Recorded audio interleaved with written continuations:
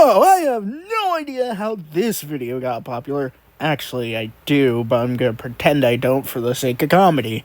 And I've noticed a weird thing with this is that, I noticed a lot of reaction videos, but no response videos.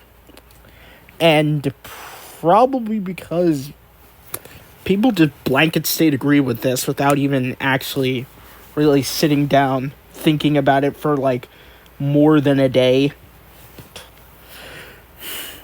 Heck, I probably would if I were them, but I'm not. So, let's do this. So before I start this, I do want to state that they do bring up some good points, and I want to stress those straight away. And those two things are that Shrek isn't as good of a person as the movie makes him out to be, and Farquaad isn't as much of a villain as the movie makes him out to be. My bad, I just do that sometimes. I don't know. Points and worth going into. So they say Shrek is not as good of a person as the movie makes him out to be because he constantly complains about people judging him before they get to know him, and he's constantly judging people before he gets to know them. Well, first of all, he was pretty spot on with Farquaad. Farquaad only wanted to marry Fiona in order to become king. I think a lot of this video just completely skips over that this is literally just supposed to be a love story. It's not supposed to be an accurate, 100% perfect look into how politics actually works. No, it's supposed to be a love story. So we should be looking at this as a love story first and foremost. And yeah, Shrek isn't that good of a guy. I agree, but that's intentional. That's the way the movie is. It's meant to be the anti-typical Disney fairy tale. That's basically how it came to be. So, yeah. They also complain about Shrek constantly doing things that would make people judge him before they get to know him. And the main contention point of this is scaring people. Really? You haven't scared people for fun? And also, think about what they do at the beginning of the movie. They literally go into his swamp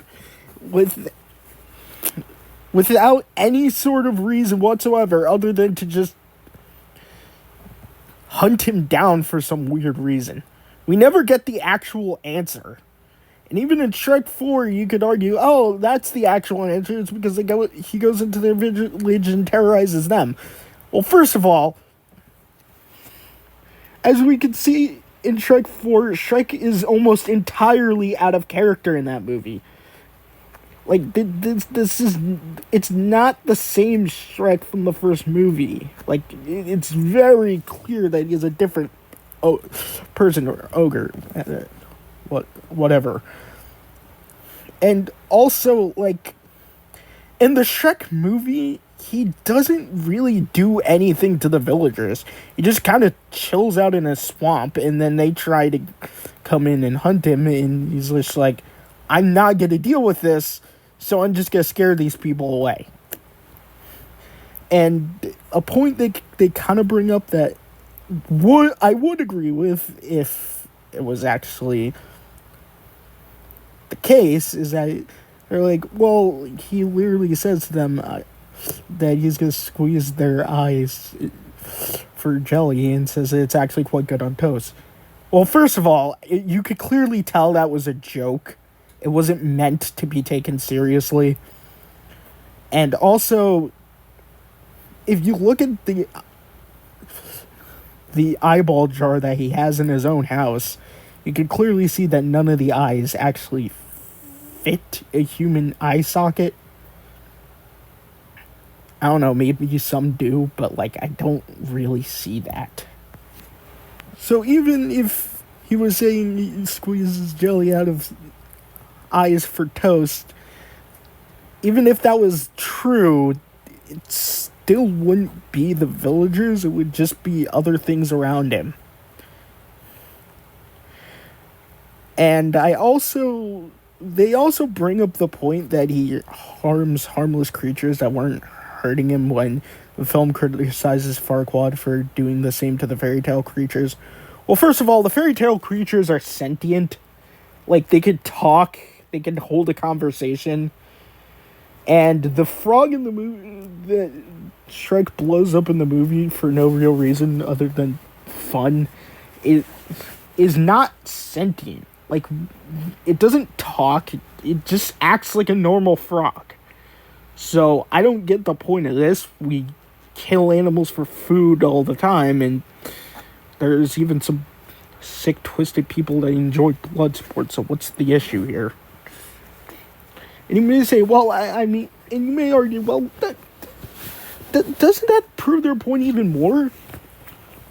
No, not really, because the fairy tale creatures are pretty sentient, and they don't really do that much harm when they're around. Actually, it seems like the villains do much more harm than these fairy tale creatures, so yeah. Another point I want to bring up is that, like, they defend Farquaad a lot, but then they forget that he does his whole thing with marrying Fiona. He doesn't really love her, and in fact threatens her with a knife and putting her back in the tower when she becomes an ogre right in front of him. So really, this guy didn't actually even like her in the first place, because if he did, it wouldn't matter whether she transformed into an ogre or not. Plus, if you knew anything about her spells, she would basically turn into a human the moment he kissed her. So yeah, that makes no sense. Like, why would you do that to someone you supposedly love? They also defend him by saying he would be a great ruler. Okay, if he was such a great ruler, then how come the people look so happy when he's gone? How come they immediately leave once he's gone? You may say, well, yeah, there's no real defense of this. I'm sorry. Like, yeah, the place goes to crap, but, like, again, like, they could have just easily like, put in a new ruler and the place probably would have been fine, but they clearly didn't want to live there, so what was the point? And, I know it's late and I'm talking about Farquaad right now, but I just want to bring this up because they brought this up about Shrek. Him half-heartedly apologizing. First of all, he only does it the first time, but Donkey literally doesn't let him get away with it. So he literally he actually ends up genuinely apologizing to Donkey, and they end up saving the princess. Which, by the way, with the way Farquaad acts throughout the entire film, I do not think he would have treated Fiona well. Like, at all. I mean, he was literally torturing Gingy before, so, like... And I know someone's gonna bring up, you're supposed to torture your enemy for information. Yeah, when there's information you don't already know, but he should have already known that he dumped them in the swamp. So, again, absolutely ridiculous. And also, like, why is he trying to hunt fairy tale creatures that aren't in his kingdom? Like, in the film, it's, like, shown that he was getting pretty much all of them out, so they should have been all out of his kingdom by now. Like, there's no way some of them would have gotten away. So then how is he trying to hunt them down? Unless he just straight up wants them killed instead of just relocated.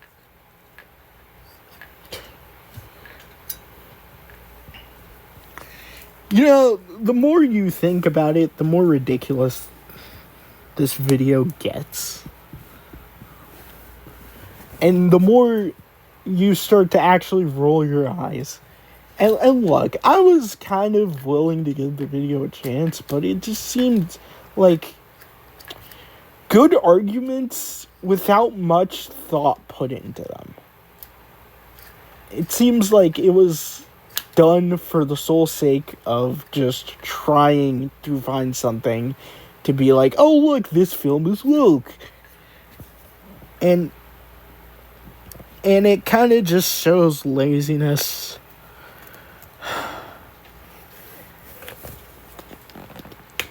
And I find it odd that no one has responded except for me. As if I'm the only one who could possibly respond to this type of video. Again, I'm not special. Oh no, wait, not again. Never mind. My bad. I'm not special. Okay? I'm just a guy on the internet. So, when it's up to me to be the one to respond to something or give an alternate perspective on something, it's kind of daunting, you know? And I kind of didn't want to do this, but, like, it seems like nobody is willing to do this. Or people just assume they're correct without even really rewatching the film again. Which, okay, you could argue, well, you didn't rewatch the film either. I rewatched it a billion times as a kid. I'm pretty sure I know exactly what happens in the film. But even not immediately going back to the film, I could tell, like, their arguments weren't actually really well thought out. Sorry I made this video way too long, but it's just daunting to me that I feel that I'm the only one who's possibly willing to argue against this video. It really is. And you could tell throughout the video that, like, I'm kind of stuttering and stuff like that. It's because I'm not equipped to handle doing this. So, kind of look at it through my perspective. Imagine if there was a video that you found so dumb that you had to respond to it, but nobody else would, and you were just like, I don't have the resources, the means, or the time to do this, but you had to do it anyway.